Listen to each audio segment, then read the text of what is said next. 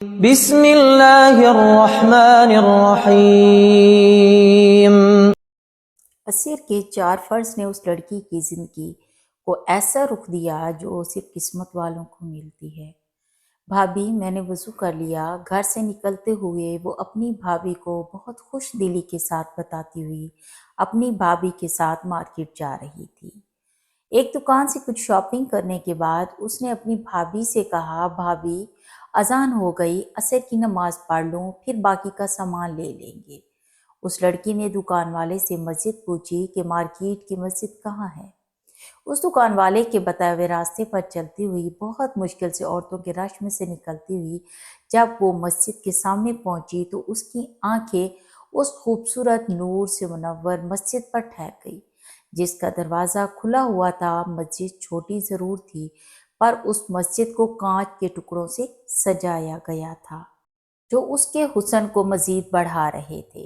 اندر عصر کی نماز جماعت کے ساتھ سب پڑھ چکے تھے اور اپنے اپنے دل کا حال رب سے دعا کے ذریعے بتا رہے تھے۔ امام صاحب اپنے ہاتھ بارگاہ خداوندی میں بلند کیے ہوئے تھے اور کئی آوازیں ان کی دعا کے بعد ہم آواز ہو کر آمین پکار رہی تھیں۔ وہ لڑکی اپنی بھابھی کے ساتھ آگے بڑھی اور مسجد میں داخل ہو گئی۔ مسجد کے داخلی دروازے کے ساتھ ہی مسجد کی اوپر والی منزل پر سیڑھیاں جا رہی تھیں، جہاں عورتوں کے لیے نماز پڑھنے کی الگ سے جگہ بنائی گئی تھی تاکہ جو خواتین مارکیٹ آئیں وہ آرام سے نماز ادا کر سکیں، گھر پہنچنے تک ان کی نماز ضائع نہ ہو جائے۔ وہ لڑکی بھی اس جگہ تک پہنچ گئی، دیکھا تو وہاں کچھ اور عورتیں بھی نماز عصر ادا کر رہی تھیں۔ وہ لڑکی بھی نماز عصر ادا کرنے کے لیے کھڑی ہوئی، پر اس لڑکی کا دل جو نہ جانے کب سے ایک اضطراب میں تھا، بے چین تھا، پریشان تھا۔ کچھ مسئلوں کی وجہ سے آہستہ آہستہ سکون پانے لگا۔ نہ جانے کیا تھا ان گھڑیوں میں، شاید مسجد کا سکون، شاید مسجد کا نور، یا سامنے والی دیوار پر بنی کانچ کی کھڑکی سے آتی ہوئی سورج کی وہ چمکتی ہوئی شعاعیں۔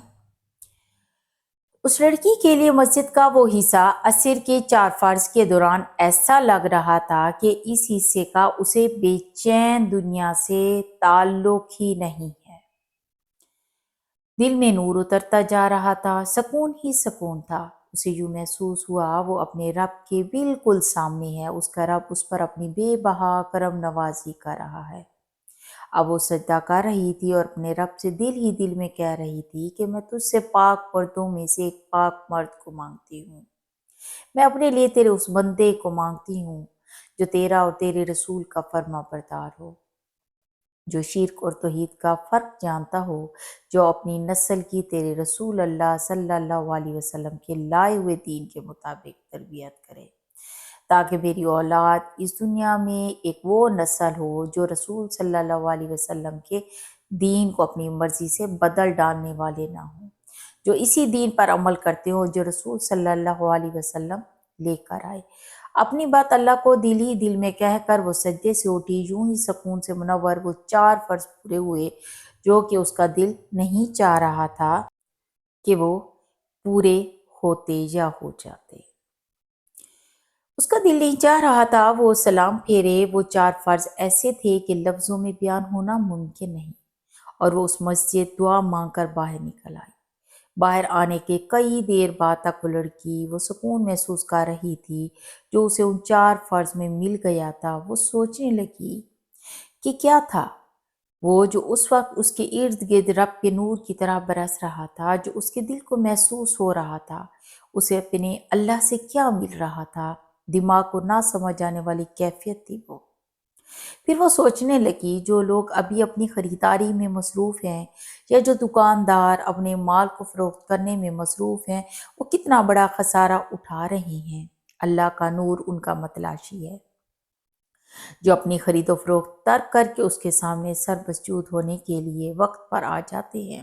بارگاہ خداوندی میں اپنی نماز ضائع نہیں کرتے، پر وہ لوگ جو اپنے کام کو اہمیت دیتے ہیں، اذان کی پکار پر بھی جو گویا یہ اعلان ہوتا ہے کہ اب بس سب روک دو، کچھ وقت کے لیے آ جاؤ اپنے رب کے سامنے، اس کی عبادت کے لیے جو تم پر فرض کی گئی ہے۔ پتہ ہے کیوں؟ تاکہ تمہیں فلاح نصیب ہو، تم اس ہمیشہ کی جنت میں جاؤ جو تمہارے لیے تیار کی گئی ہے۔ آپ لوگ جاؤ گے نا اب اللہ کی پکار پر، تاکہ تمہارا اختتام اچھا ہو، تاکہ آخرت تمہاری اچھی ہو، تاکہ تم اس جنت میں جاؤ جو اللہ تعالیٰ نے تمہارے لیے بنائی ہے۔ آپ لوگ یقین کریں گے جب آپ نماز کے پابند ہو جاتے ہیں نا، اللہ سے ایک عجیب انس اور محبت ہو جاتی ہے۔ ہر دعا خود بخود قبول ہونے لگ جاتی ہے، ہر چیز خود بخود پرسکون ہونے لگ جاتی ہے، اس دنیا کی محبت بھی دل سے نکل جاتی ہے۔ صرف چند منٹ آپ لوگ اللہ کو نہیں دے سکتے۔ یقین کریں آج سے آپ عہد کر لیں کہ کچھ بھی کریں گے نا، آپ لوگ نماز لازمی ادا کریں گے، دنیا کے کاموں کو روک دیں گے، ایک لمحے کے لیے روک دیں گے۔ انشاءاللہ اللہ تعالیٰ آپ لوگوں کے لیے آسانیاں کرے گا۔ صرف نماز جنت کے لیے نہ پڑھو، اللہ کے لیے پڑھو، اللہ سے محبت کے لیے پڑھو۔ جب ایک محبوب دوسرے محبوب کی خواہش پوری کرتا ہے نا، تو دوسرا بھی اتنا ہی اس کو محبت دیتا ہے۔ تو اللہ کو محبوب بنا لو، اللہ کو اپنا بنا لو، پھر دیکھو کیا کیا چیزیں آپ لوگوں کو ملتی ہیں انشاءاللہ۔